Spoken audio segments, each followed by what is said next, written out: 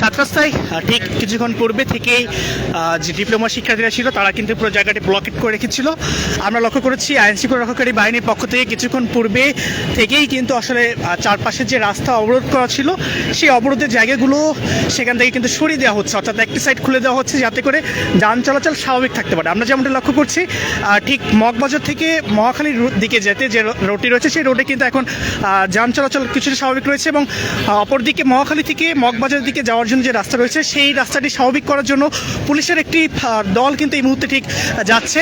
আমরা লক্ষ্য করছি ঠিক পুলিশের যে দলটি এখানে যাচ্ছেন, এবং আমরা লক্ষ্য করছি পাশাপাশি 11:30টার দিকে যে পুরো জায়গাটি জুড়ে কিন্তু রাস্তা অবরোধ করে ডিপ্লোমা শিক্ষার্থীরা 4 দফা দাবি নিয়ে, এবং সেই দাবির প্রেক্ষিতে কিন্তু তারা অনেকক্ষণ ধরে এখানে অবস্থান করছেন। আমরা লক্ষ্য করেছি 7 রাস্তা মোড়ে। এখন এই পর্যায়ে আমরা দেখতে পাচ্ছি পুলিশের পক্ষ থেকে কিন্তু যে ট্রাফিক যে জায়গাটি রয়েছে অর্থাৎ এখান থেকে সেটা যান চলাচল স্বাভাবিকভাবে করতে পারে করার যে চেষ্টা সেটি আমরা এখানে দেখতে পাচ্ছি।